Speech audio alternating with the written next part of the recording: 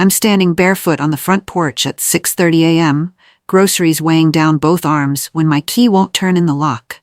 I twist it again, harder this time, my fingers already numb from the cold October morning. Nothing. The mechanism won't budge. Inside I hear voices, then laughter. Low and deliberate, like someone's enjoying a private joke. My stomach drops. I knock softly at first, then louder when no one comes. The door finally swings open, but only halfway, my son-in-law Blake filling the gap with his body, arms crossed, expression flat. He doesn't look surprised to see me, he looks prepared. "This isn't your house anymore," he says, voice steady and cold. Before I can respond, before I can ask what he means or push past him or demand an explanation, the door slams shut. The deadbolt clicks with a sound that echoes in my chest. I stand there, frozen, groceries slipping in my grip, and that's when I realize my suitcase is still inside. Let me back up and tell you who I am, because that matters. My name is Diana Hayes, I'm 56 years old, and I've worked 2 jobs for most of my adult life. Morning shifts at the hospital as a billing coordinator, evenings managing books for a small accounting firm. I raised my daughter Vanessa alone after her father left when she was 3. No child support, no apologies, just gone. I didn't inherit money or marry into it. I built what I have inch by inch, paycheck by paycheck, year after year. That house Blake just locked me out of. I bought it 18 years ago with money I saved from working overtime and skipping vacations. I paid off the mortgage 5 years early. Every cabinet, every light fixture, every tile in that bathroom. I chose it, paid for it, installed half of it myself. This isn't some family estate, it's mine. Or it was. I pull out my phone to call my husband Anthony, my hands shaking so badly I almost drop it. It rings 4 times, then goes to voicemail. I call again. Nothing. By 7:15, neighbors start appearing. Mrs. Palmer from across the street is watering plants that don't need watering, her eyes locked on my porch. Old Mr. Jacobs slows his morning walk to a crawl, pretending to check his mailbox. I feel their stares like heat on my skin. Then Blake steps outside again, louder this time, performing for an audience. "Diana, you need to calm down," he says, hands raised like I'm some kind of threat. "You're confused. You're not thinking clearly." His voice carries across the lawn. "We're just trying to protect the home. You understand that, right? We can't have you coming and going when you're this unstable." The word lands like a slap. My hands shake harder now, but I force them still. I don't yell. I don't cry. I don't give him the scene he's clearly hoping for. I just stand there, silent, staring at the man my daughter married 3 years ago. That's when I hear it, the low rumble of an engine, growing closer. A moving truck turns onto our street. The truck parks in the driveway, blocking my car in. 2 men climb out, clipboard in hand, and Blake greets them like old friends. I finally reach Anthony on my 5th attempt, my voice barely steady. "Anthony, I'm locked out. Blake changed the locks. I need you to come home right now." There's a long pause, then a sigh. The kind of sigh that says he already knows that this isn't news. "Diana, just don't cause drama, okay? Stay with your sister for a few days. Let things settle down." My throat tightens. "Let things settle down? Anthony, this is our house." "It's complicated," he says, and I hear voices in the background, familiar voices. He's not at work, he's inside. "You're inside," I say slowly. "You're in there with them right now." Another pause. "We'll talk later. I have to go." The line goes dead. I stand there holding the phone, watching movers carry boxes from the garage, my boxes, my things, and load them into the truck. That's when I understand. This wasn't sudden. This was planned. Then I hear it, faint through the window. My daughter Vanessa, crying, but she doesn't come outside. I spend that night in my car, parked 2 blocks away, where they can't see me, but I can still see the house. The streetlights cast long shadows across the lawn I mowed 100 times, the porch where Vanessa took prom pictures, the door I painted last spring. I thought about driving to my sister's place, but I couldn't bring myself to explain this yet. Couldn't say the words out loud. So I sit here in the driver's seat, wrapped in an old jacket from the trunk, watching lights flicker on and off inside. Anger comes in waves, hot, sharp bursts that make my chest tight and my vision blur. But underneath it, something else is building, something colder, clearer. Around 2 a.m., I stop crying. I start thinking instead. I replay the last 6 months in my head, The way Blake started asking about paperwork, the way Anthony grew distant, the way Vanessa stopped calling as often. I should have seen this. Maybe part of me did.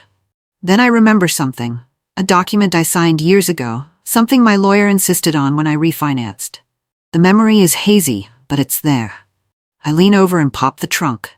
The file box is buried under emergency supplies and old blankets, dusty and water-stained, but intact. I drag it into the back seat and flip on the dome light. Inside are folders organized by year, tax returns, insurance policies, mortgage documents. I dig through 2017, then 2018, my fingers clumsy in the cold. There, a thick folder labeled Refinance, Primary Residence. I pull it out and start reading. 8 years ago, Anthony and I were helping Blake and Vanessa through a rough patch. Blake had lost his job, they were drowning in credit card debt, and Vanessa was pregnant with their first child. I refinanced the house to pull out equity and give them $40,000. My lawyer at the time, a sharp woman named Patricia Coleman, had insisted on adding specific language to the new trust structure. Just in case, she'd said. I'd barely paid attention, too focused on helping my daughter. But now, reading by dome light in my cold car, I see it. A clause. A very specific clause. My heart starts pounding. I grab my phone and take pictures of every page. At 8 a.m., I walk into the law office of Patricia Coleman looking exactly like what I am, a woman who slept in her car. Patricia takes one look at me and ushers me into her office without a word. I lay out the documents on her desk. She reads in silence. Her expression neutral, professional. When she's done, she looks up. "Tell me everything," she says. So I do. I tell her about the lockout, about Blake's performance for the neighbors, about Anthony's betrayal, about sleeping in my car. I tell her about the moving truck, about my daughter's tears, about the way Blake called me unstable in front of half the block. I don't shout. I don't embellish. I just give her facts. When I finish, Patricia leans back in her chair. She's quiet for a long moment, fingers steepled under her chin. Then she smiles. It's a small smile, controlled, but it's there. "Diana," she says, "do you remember what I told you 8 years ago? About protecting yourself?" I nod slowly. "I remember you insisted on something. I didn't really understand why." "Let me show you exactly what we did," she says, pulling up files on her computer, "and then we'll discuss what happens next." Patricia turns her monitor toward me and walks me through the trust structure page by page. When I refinanced, I didn't just take out equity, I restructured ownership into a revocable family trust with specific terms. The house isn't simply in their names the way I'd assumed over the years. It's held in trust, with me listed as the primary beneficiary with lifetime residency rights, legally protected. Ironclad. "What does that mean?" I ask, barely breathing. "It means," Patricia says, pulling up another document, "that regardless of whose names appear on other paperwork, you have a legal, irrevocable right to reside in that property for the duration of your life. They can't just lock you out. What Blake did is illegal eviction." My hands start shaking again, but this time it's not fear. Can they challenge it? They can try, Patricia says. But this was executed properly, filed correctly, and notarized by 3 separate parties. It's solid. She looks at me directly. "The question is, do you want them to know this yet? Or do we wait and see what else they do?" I think about Blake's face, his confidence, his cruelty. I think about Anthony choosing sides. I think about Vanessa crying but not defending me. Let's wait, I say. Let them get comfortable. For 2 weeks, I do nothing. I stay with my sister Nicole, who offers her spare bedroom without questions and fills it with quiet support. I don't call. I don't show up. I don't make demands. I let Blake and Anthony believe they've won. Through Nicole's neighbor who lives on my old street, I hear things.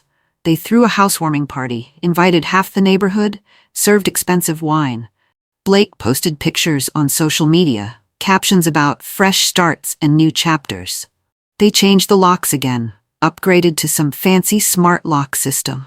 Vanessa planted flowers in the front bed, the same spot where I used to grow tomatoes. They're settling in, erasing me bit by bit. Then, 3 weeks after the lockout, Patricia calls.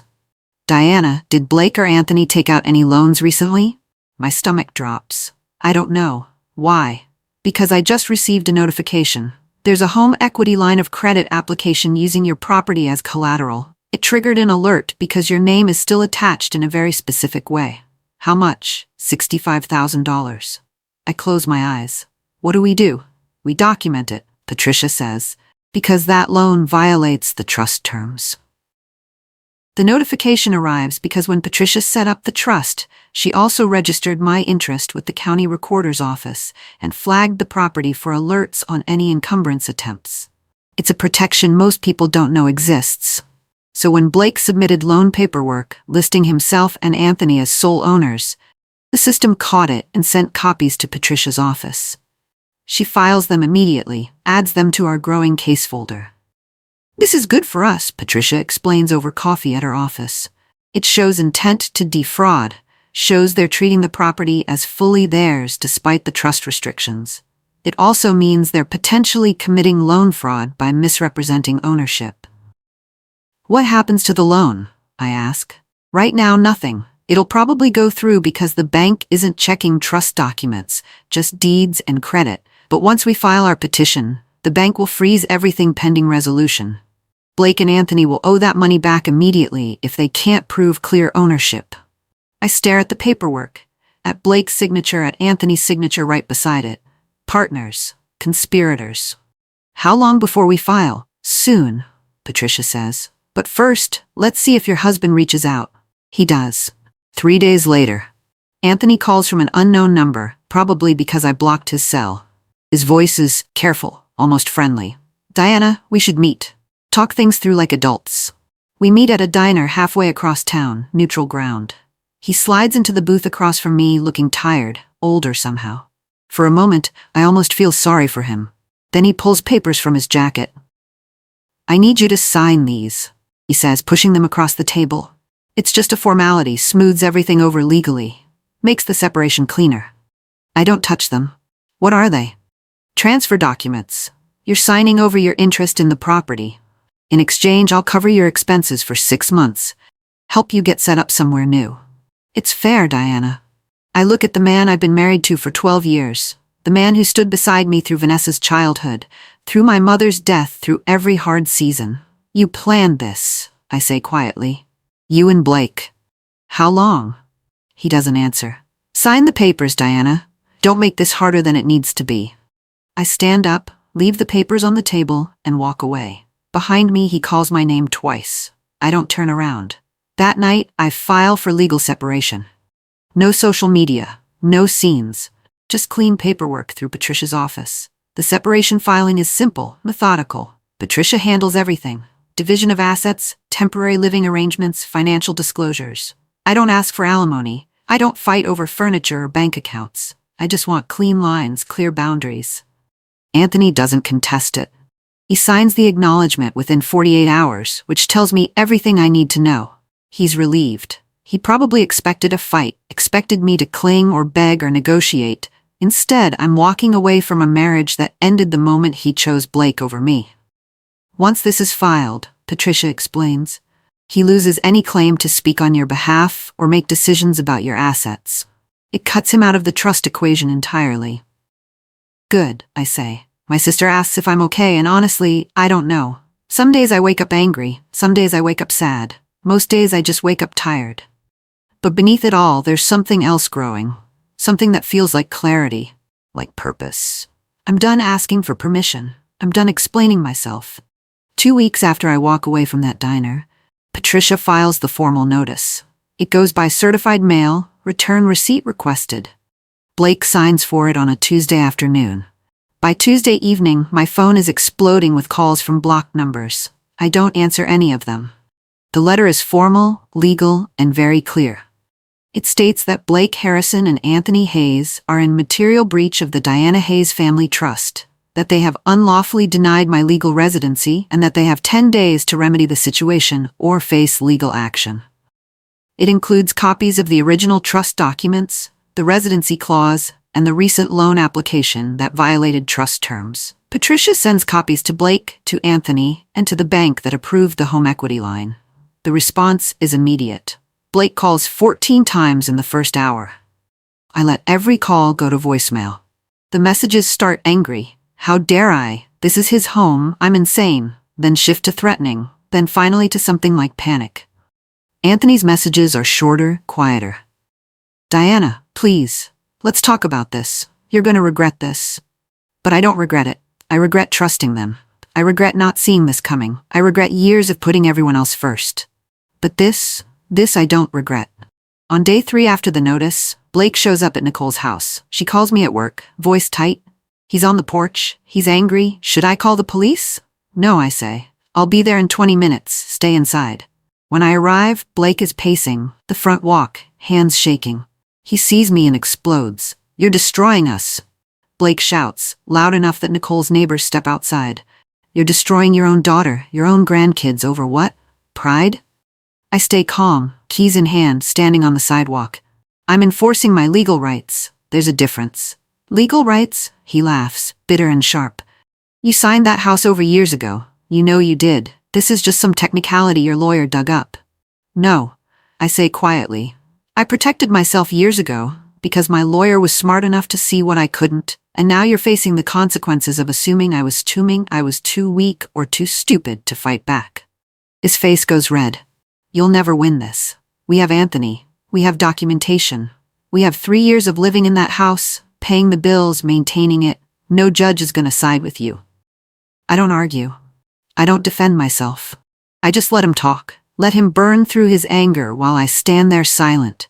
He spits more accusations, more threats, more claims about what judges will do and lawyers will say. When he finally runs out of words, I speak. You locked me out of my own house. You humiliated me in front of my neighbors. You called me unstable. And now you're upset that I'm not rolling over? He stares at me, breathing hard. You'll regret this, he says. Then he's gone. Patricia files the civil petition 3 days later. It's not revenge, it's enforcement.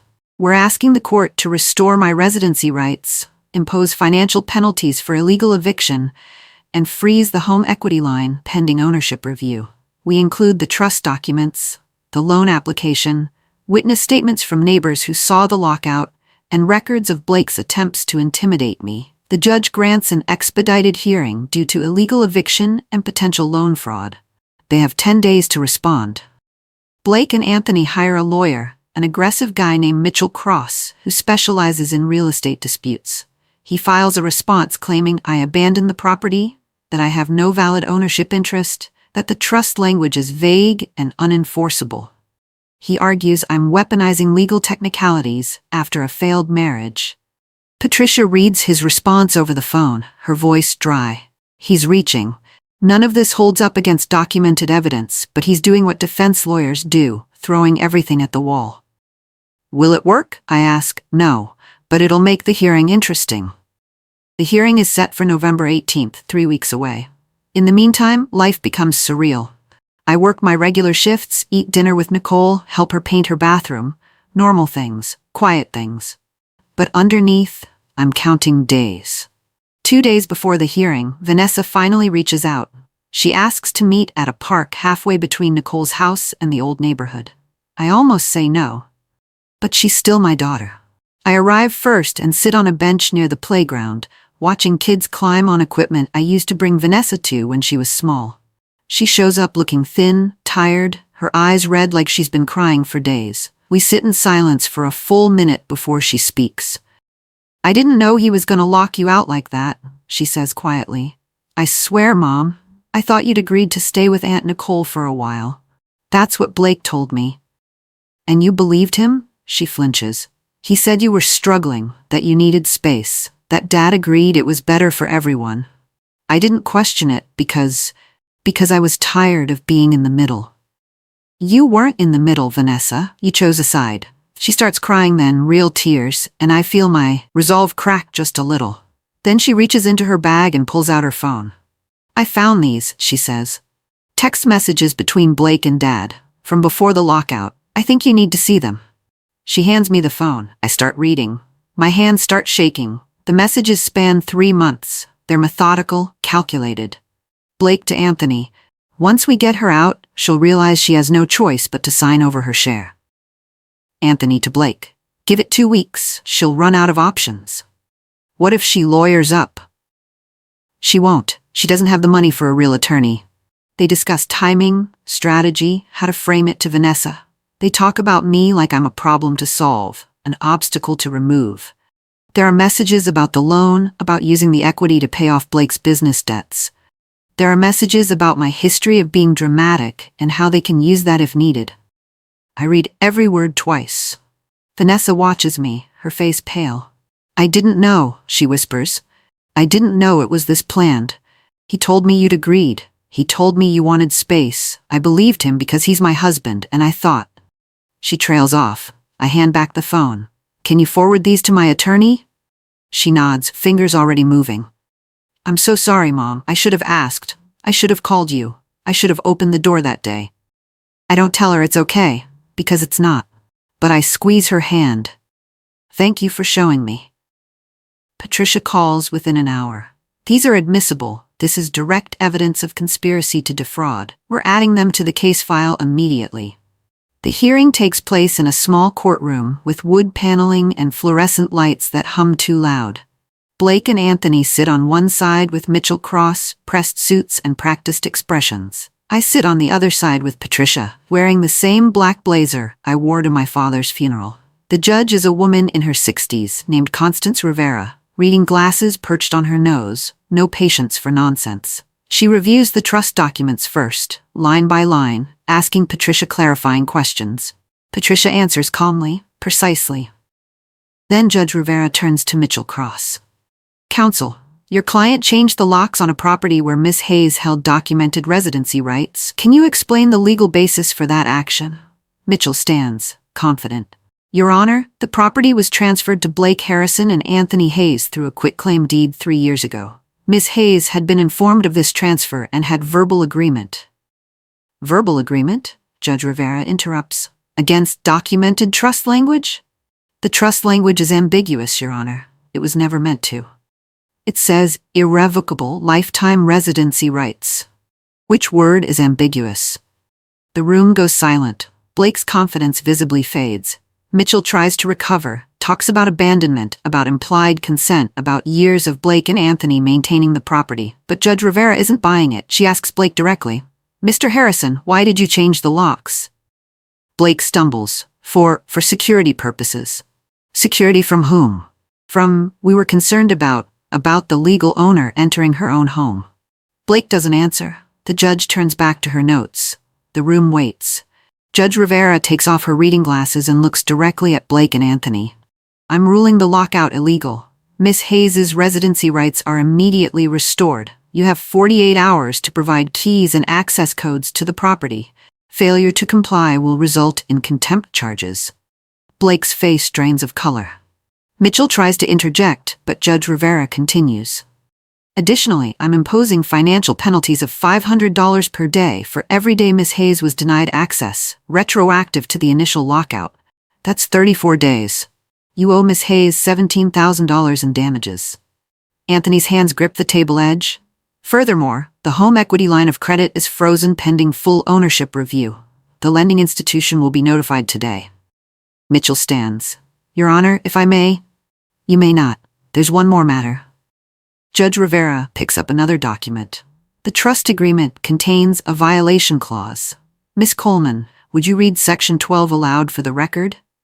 Patricia stands and reads clearly. "In the event of material breach of trust terms by any secondary beneficiary, including but not limited to denial of primary beneficiary rights, full ownership shall revert to the primary beneficiary with immediate effect." The courtroom goes completely silent. What does that mean? Blake asks Mitchell, voice cracking. Mitchell's face has gone gray. Judge Rivera answers instead.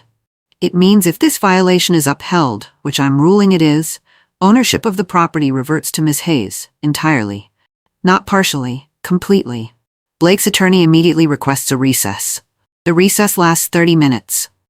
Through the courtroom doors I can hear raised voices. Blake shouting, Mitchell trying to calm him, Anthony's quieter protests underneath. Patricia and I sit in silence. She doesn't gloat or celebrate. She just reviews her notes, professional to the core. When they return, Blake looks destroyed. Mitchell requests permission to speak, his earlier confidence completely gone. "Your Honor, my clients were unaware of the trust violation clause. This seems excessive for what amounts to a family dispute." "A family dispute," Judge Rivera repeats, her tone flat. Mr. Harrison locked his mother-in-law out of her own home, changed the locks twice, called her mentally unstable in public, attempted to fraudulently obtain a loan against property he didn't fully own, and according to submitted evidence, planned this action for 3 months with full knowledge it was illegal. Does that sound like a family dispute to you, counsel? Mitchell has no response. The ruling stands. Full ownership reverts to Diana Hayes effective immediately. Mr. Harrison and Mr. Hayes have 30 days to vacate the property. Blake stands up, knocking his chair backward. You can't do this. We have kids in that house. Where are we supposed to go? Perhaps, Judge Rivera says coldly, you should have considered that before committing illegal eviction against the property owner. She bangs her gavel. This hearing is concluded. As we file out, Blake tries to approach me. Patricia steps between us immediately. Don't, she says. He stops, stares at me with something like hatred. Then he's gone. The fallout is immediate and brutal. The home equity loan doesn't just freeze, it collapses. The bank demands immediate repayment of the $65,000 Blake already spent, plus fees and penalties. Blake can't pay it. Anthony can't pay it. They try to negotiate, try to get extensions, but the bank is ruthless once they realize the loan was obtained through misrepresentation of ownership. Within 2 weeks, their credit is destroyed. Blake's business, already struggling, loses access to its credit line because his personal finances are flagged. He has to lay off his 2 employees. Anthony's car gets repossessed because he used the home equity money to catch up on payments and now owes it back. The house I built, the house I paid for, the house they tried to steal. It's legally mine again. Completely. But walking through it for the first time after the ruling feels strange. It doesn't feel like home anymore. It feels like a crime scene. My things are gone, packed away or thrown out. Their things fill every room. Blake's golf clubs, Vanessa's kids' toys, furniture I don't recognize. It's mine, but it's also contaminated somehow. Patricia asks what I want to do. Sell it, I say. But first, offer them a buyout option. Fair market value. If they can come up with the money, they can buy it from me properly, legally. She sends the offer. They can't afford it. They can't even get close. Blake and Anthony scramble for a month, trying to secure financing, trying to find co-signers, trying every possible angle. Blake even reaches out to his parents who live 3 states away and haven't spoken to him in years. They refuse. Anthony's brother offers $20,000, which isn't even close to the $340,000 the house is now worth. Vanessa calls me, voice hoarse from crying. Mom, please, we have nowhere to go. The kids' school is here. Our whole life is here. You should have thought about that, I say, and I hate how cold I sound, but it's true. Blake did this. Your father helped him. You stood by and let it happen. I know, she whispers. I know, and I'm so sorry, but punishing them punishes me, punishes your grandkids. No, Vanessa. Their choices punished you. I'm just enforcing consequences. We both sit in silence on the phone for a long time. Finally, she asks, Are you going to make us homeless? I'm selling the house, I say. What you do after that is up to you. I list the property with a real estate agent Nicole recommends. It goes on the market at $340,000. Within a week, we have 3 offers. I accept one for $355,000. A young couple with a baby, both of them teachers, excited and grateful. They close in 30 days. Blake and Vanessa have that long to find somewhere else. They move out 2 days before closing. A small U-Haul, most of their belongings already sold or given away because they can't afford storage. They downsize to a 3-bedroom rental across town, smaller, older, but within their actual budget. Vanessa texts me the address. I don't respond. The day of closing, I meet the new owners at the house. They walk through every room with wide eyes, talking about paint colors and which bedroom will be the nursery. They're so happy, so hopeful. I sign the papers, shake hands with their agent, and walk away from that house for the last time. Patricia deposits the check, $355,000 minus agent fees, minus legal costs. I clear $310,000. I write Vanessa a check for $50,000 and put it in the mail with a letter. This is yours, not Blake's, not Anthony's, yours. I've set it up in a separate account in only your name. Use it to build something stable for you and the kids. Learn from this. Protect yourself. Love, Mom. I don't know if she'll understand. Maybe she will eventually. A week later, Mitchell Cross calls Patricia. Blake is being sued by the bank for the loan fraud, civil liability, potential criminal charges. He wants to know if Diana will testify on his behalf, Mitchell says. Patricia doesn't even ask me. No, she says, and hangs up. The separation from Anthony becomes final in February. The judge grants it without contest, splits our remaining shared assets down the middle.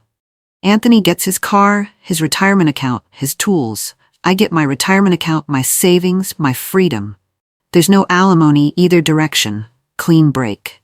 Anthony tries to talk to me once at the final hearing, catches me in the hallway outside the courtroom. Diana, He trails off, searching for words that don't exist. I don't know what I was thinking. Blake he convinced me it was the right move, that you'd be better off, that we'd all be better off. You chose him over me, I say. You chose your comfort over my dignity. There's nothing else to discuss. I'm sorry, he says, and he actually looks broken, smaller somehow. I know, I say, but sorry doesn't undo what you did. It doesn't give me back those nights in my car. It doesn't erase being called unstable in front of our neighbors. It doesn't rebuild trust you destroyed. He nods slowly. Where will you go? Somewhere you're not, I say, and walk away. Blake's civil liability case drags on for months. The bank wants full repayment plus damages. He can't pay. Eventually, he files for bankruptcy. Vanessa gets a job at a medical office, full-time with benefits. She starts building her own financial independence, slowly, painfully. We text occasionally, short messages, careful. She sends pictures of the kids. I respond with heart emojis. It's not what it was. Maybe it never will be. But it's something. I sign one last document in April, deed to a new place. My new home is smaller than the old house, 2 bedrooms, 1 bathroom, a galley kitchen that barely fits a table, but it's in a quiet neighborhood with good schools nearby, and it's mine, completely mine. My name only on the deed. No trust, no complications, no ghosts. I paid cash, still have money left over for retirement, for emergencies, for whatever comes next. Nicole helped me move in, brought champagne and paper plates because my real plates were still packed. We sat on the floor of my empty living room and toasted to new beginnings. Sometimes I think about that morning on the porch, barefoot and locked out, watching Blake's face as he slammed the door. I think about sleeping in my car. I think about the way Anthony sighed when I called him. I think about all the ways I could have handled it differently. Could have screamed, could have broken windows, could have made a scene. But I didn't. I stayed quiet. I stayed methodical. I let the law work for someone who finally understood her worth. Blake locked me out of the house I paid for. He called me unstable. He tried to erase me. He forgot one small detail. I've been underestimated my whole life. By men who left, by bosses who dismissed me, by family who assumed I'd just accept whatever they decided. But underestimation only works if you let it. I didn't scream. I didn't break laws. I just owned the ending.